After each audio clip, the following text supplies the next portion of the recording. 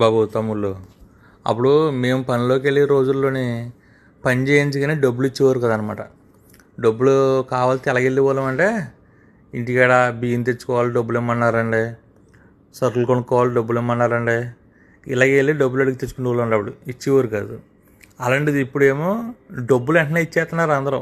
డబ్బులు అవసరం అయితే ముందే ఇచ్చేస్తున్నారు. కాకపోతే పని చేసి మనుషులు లేరనమాట.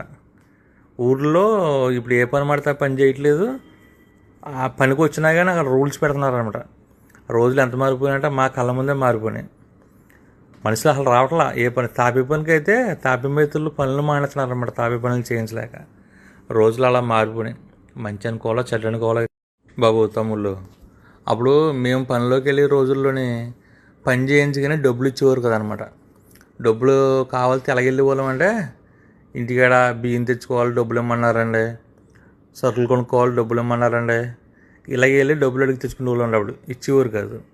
అలాంటిది ఇప్పుడేమో డబ్బులు వెంటనే ఇచ్చేస్తున్నారు అందరూ. డబ్బులు అవసరం అయితే ముందే ఇచ్చేస్తున్నారు. కాకపోతే పని చేసి మనుషులు లేరనమాట.